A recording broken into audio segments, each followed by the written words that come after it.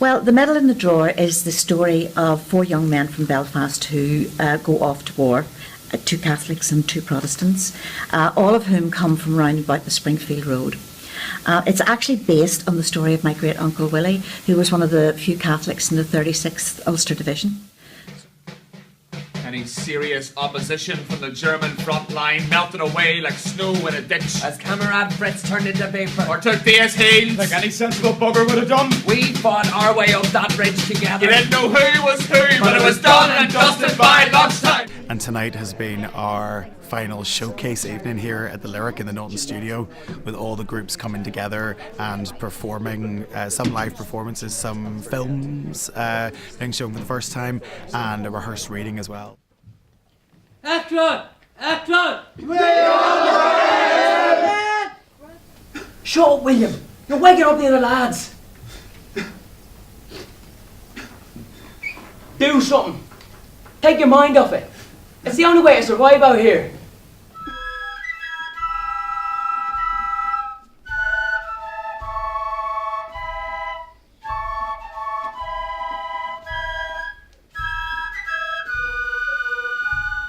Yeah, it made me work harder and just understand the story more and who I was, what character I was, and I felt like I actually was the person, like I was back there in that time.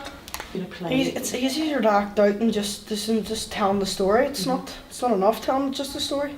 Why is it not just enough? acting out the story makes it better and just shows respect. It's really showing what happened instead of saying what happened.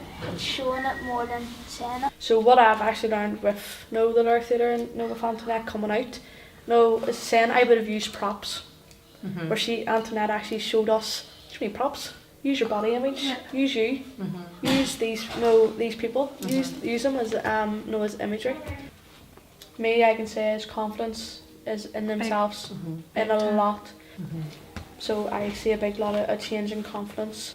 Again, they've learnt about World War, which 90% of them didn't know anything about. I didn't know anything about. No, so they gain knowledge. At home, there's little food, all work and no play. But plenty of chores to fill up their days. The nurses and doctors have to do the men's bit. Keep the hospitals open and the street lamps kept lit.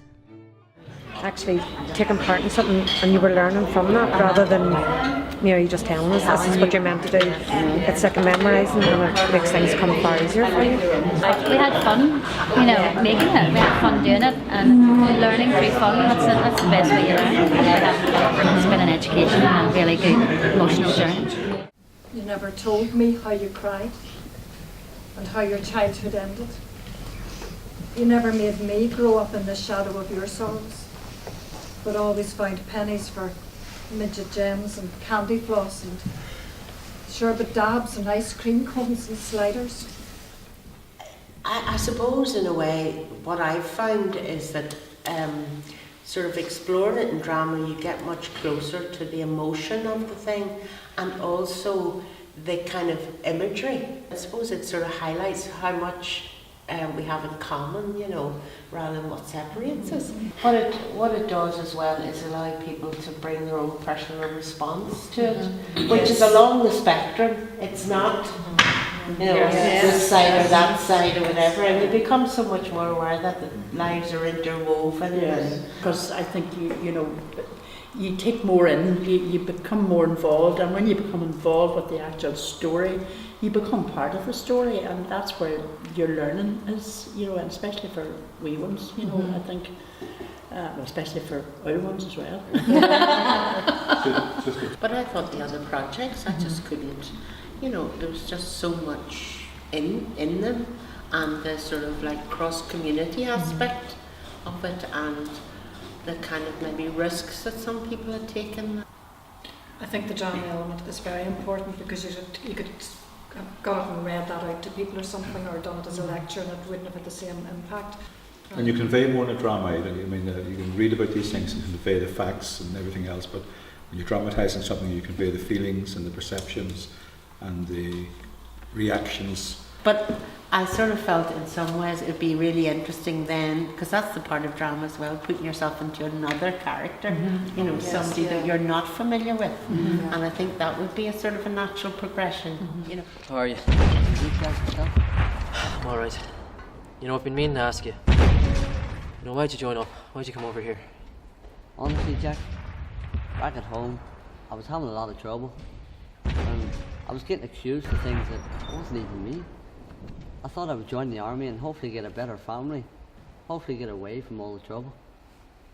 A better family. Some family we've got over here, huh? You're right there. I just know like many people our age are like being brought up and thinking about what their parents think, and we're not actually getting an insight in our own opinion on what we want to think. It's all what our family and friends, like not even our friends, all what our family think. I think what this shows as well is that young people do get an interest in it, but there's a lot there still to know. I think the film would show people, like, it would make them think about what would they think of it if it was happening now, if it was their family that was actually battling. And what is very pleasing, actually, is that every single one of those groups has been through a process in which they've had to engage with their own history, and in many cases question their own history. And I think that that's something that we all have to do actually in Northern Ireland, is to employ that mindset, is to put yourself in the shoes of opinions that are not necessarily your own.